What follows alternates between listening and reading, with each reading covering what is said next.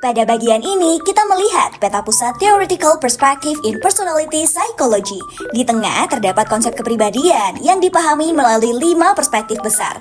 Pertama, psikodinamik, yang menekankan ketidaksadaran dan pengalaman awal. Kedua, humanistik eksistensial, fokus pada pertumbuhan dan makna hidup. Ketiga, dispositional, yaitu pendekatan sifat atau trait yang stabil.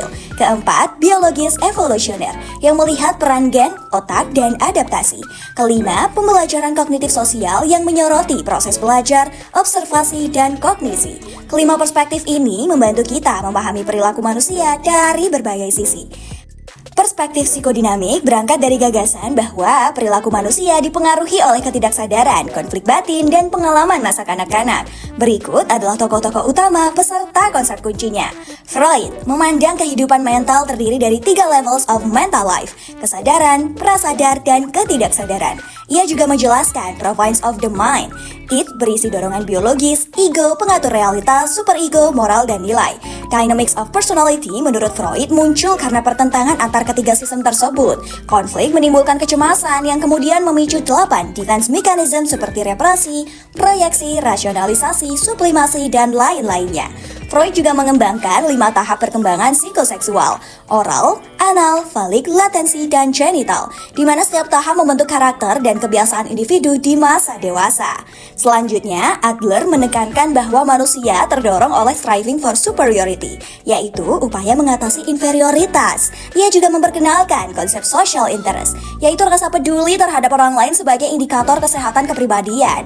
Adler menyebut bahwa setiap orang memiliki style of life, atau pola khas dalam merespon kehidupan.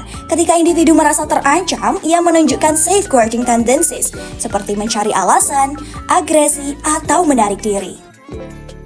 Di tokoh yang ketiga ada Carl Jung. Carl Jung menjelaskan struktur batin sebagai level of the psyche. Ada ego, ketidaksadaran pribadi, dan ketidaksadaran kolektif. Dalam ketidaksadaran kolektif terdapat archetype seperti persona, shadow, anima animus, dan self. Archetypes ini menjadi pola dasar pengalaman manusia. Dynamic of personality menurut Jung dipengaruhi energi psikis yang bergerak melalui prinsip oposisi, ekivalensi, dan entropi. Jung juga memperkenalkan psychological types, ada introvert dan extrovert, serta 4 fungsi dasar yaitu thinking, feeling, sensing, dan intuition. Tokoh selanjutnya yaitu Karen Harney. Harney menolak fokus Freud pada dorongan seksual dan lebih menekankan relasi interpersonal. Ia menjelaskan bahwa konflik awal dapat memunculkan basic hostility dan basic anxiety. Kecemasan tersebut menghasilkan compulsive drive dan neurotic needs, yaitu 10 kebutuhan yang muncul berlebihan, seperti kebutuhan akan kasih sayang, prestige, atau kekuasaan. Harney membagi pola penyesuaian neurotik ke dalam 3 neurotic trends, yaitu bergerak menuju orang lain, melawan orang lain, atau menjauh dari orang lain. Di dalam diri terjadi intrafisik konflik antara diri yang realistis dan diri ideal yang tidak tercapai, yang dapat menimbulkan self-hatred. Selanjutnya ada tokoh Erich Fromm, yaitu tokoh psikoanalisis humanistik yang memandang manusia sebagai makhluk sosial yang terus berjuang, menemukan makna dan kebebasan dalam hidupnya. Menurut Fromm, perilaku manusia dipengaruhi oleh 5 kebutuhan dasar. Fromm juga menjelaskan bahwa pemenuhan kebutuhan menghasilkan 2 jenis orientasi karakter. Yang pertama ada productive orientation, dan yang kedua ada non-productive orientation. Selanjutnya ada Erik Erikson. Erikson menekankan peran ego sebagai pusat identitas dan kekuatan positif dalam perkembangan.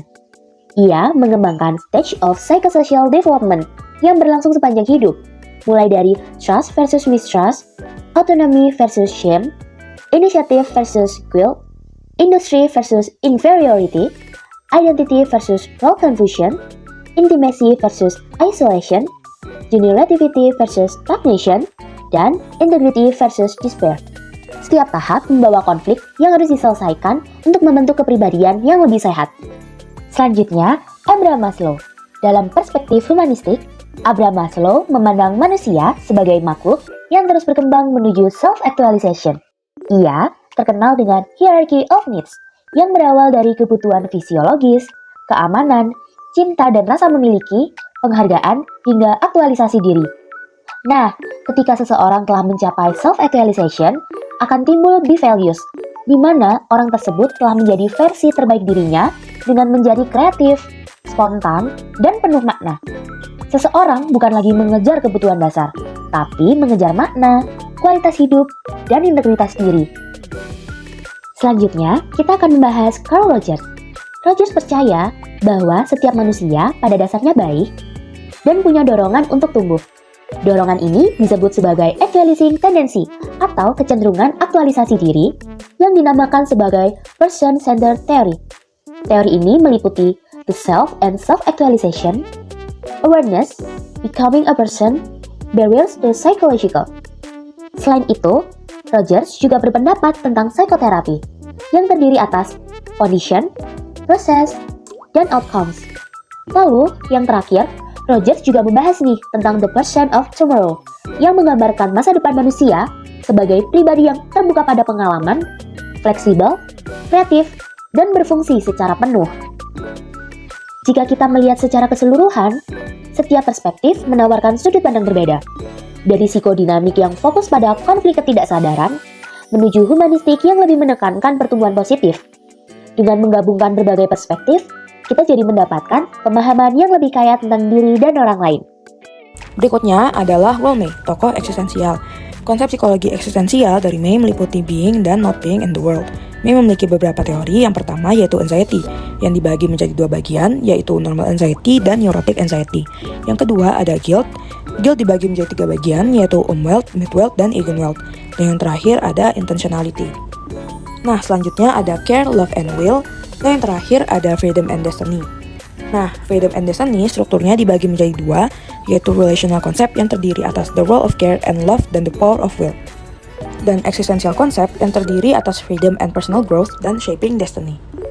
Lanjut ke chapter ketiga, yaitu dispositional yang terdiri dari Gordon Allport dan McRae and Costa. Sekarang kita akan membahas tokoh Gordon Allport. Konsep pentingnya ada personal dispositions yang terdiri atas cardinal, central, dan secondary traits. Yang kedua ada proprium yang terdiri dari sense of body, self-identity, self-esteem, self-extension, self-image, rational coping, dan appropriate striving. Yang terakhir motivation yang menggerakkan perilaku seseorang. Nah, sekarang kita akan masuk ke cabang psikologi selanjutnya yaitu behavioristik dengan tokoh McRae and Costa. Core components-nya yaitu basic tendency, sedangkan peripheral component atau komponen tambahan yaitu karakteristik adaptations dan self-concept. Sekarang kita akan lanjut ke tokoh selanjutnya di chapter 4 yaitu Hans Eysenck. Eysenck membahas tentang dimensi dan alat ukur kepribadian. Ia menjelaskan bahwa kepribadian tersusun secara hierarkis dan tingkatan ini terbagi menjadi 4 macam yaitu specific response, habitual response, traits, dan juga types atau super traits. Dari situ, Eysenck mengembangkan 3 dimensi kepribadian yang disebut PAN model yang terdiri dari psychotism, extroversion, dan neuroticism. B.F. Skinner. Kemudian kita masuk ke chapter 5 dengan social cognitive. Tokohnya meliputi B.F. Skinner dan Albert Bandura. Skinner percaya bahwa perilaku dibentuk oleh konsekuensi, lingkungan, dan conditioning, tidak hanya dari stimulus yang diberikan. Teori yang dikembangkan Skinner meliputi conditioning yang terdiri dari dua, yaitu classical conditioning, yaitu proses belajar di mana seseorang mengasosiasikan dua hal yang awalnya tidak berhubungan menjadi saling berhubungan. Kedua, operant conditioning, yaitu proses belajar melalui konsekuensi dari suatu perilaku.